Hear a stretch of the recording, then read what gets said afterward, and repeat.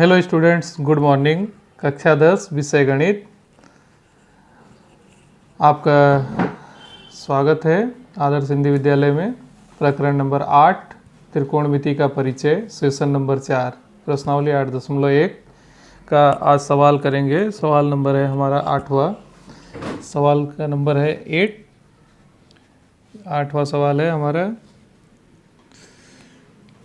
यदि cot A equal to 4 हो तो यदि cot A इक्वल टू यदि 3 cot A इक्वल टू 4 हो तो जांच कीजिए कि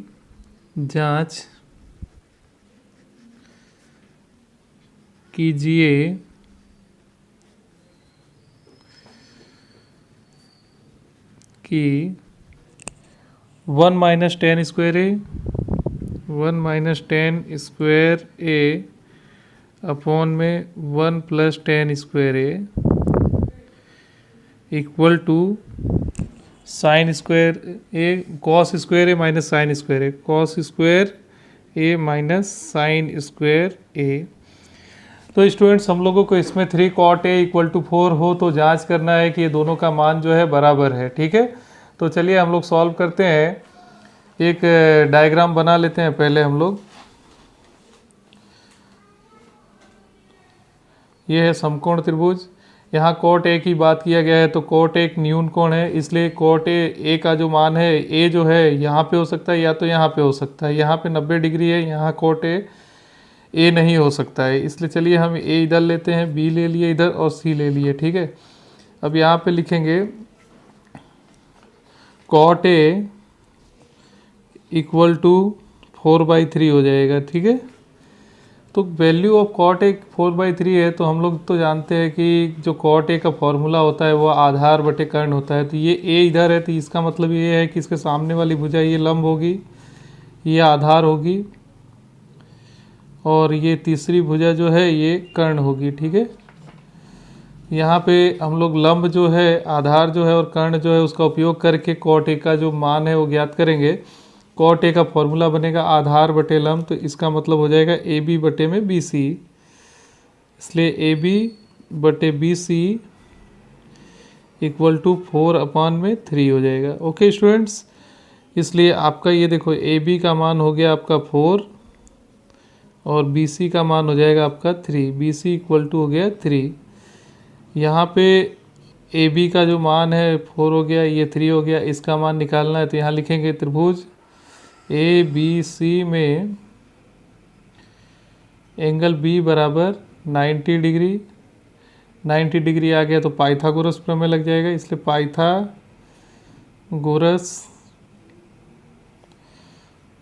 प्रमेय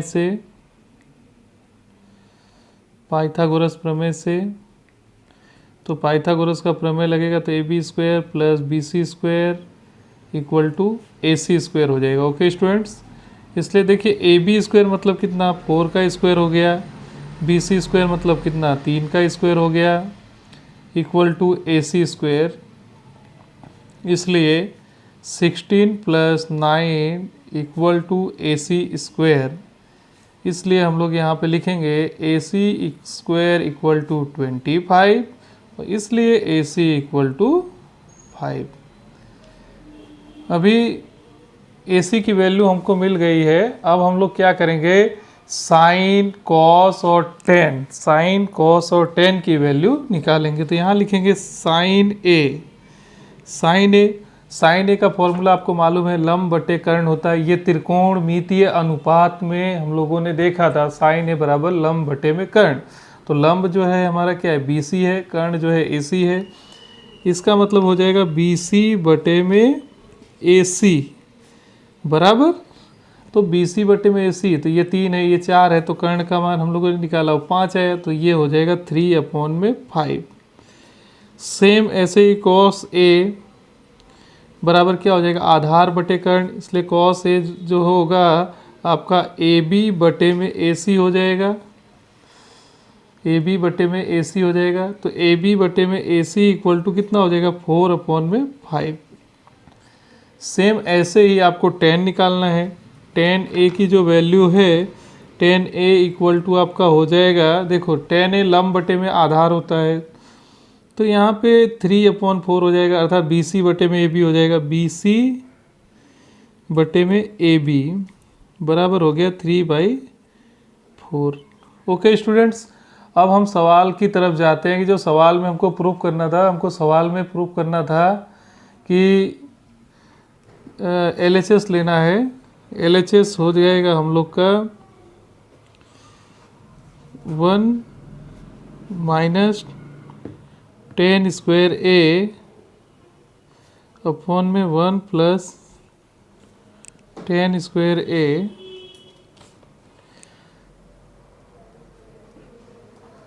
फिर 1 - tan square A 1 + tan square A बराबर 1 - tan स्क्वायर A मतलब हो जाएगा 1 बराबर 1 - tan A। tan A की वैल्यू हो गई 3/4 का स्क्वायर, 1 +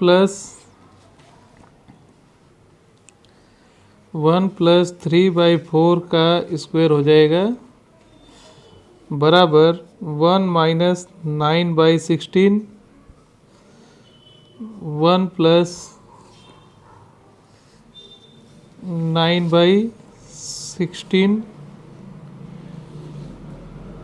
ओके, तो यहाँ पे हम लोग इसको क्या लिख सकते हैं, देखिए यहाँ पे हम लोग लिख सकते हैं इसको 16 - 9 कितना हो जाएगा 7, 16 में से 9 जाएगा 7 बटे में 16, और इसको लिख सकते हैं 16 - 9 25 बटे में 16,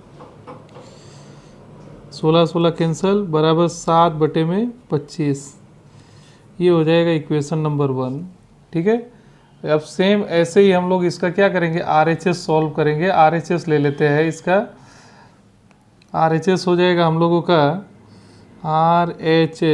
RHS में क्या था, cos square A minus sine square A,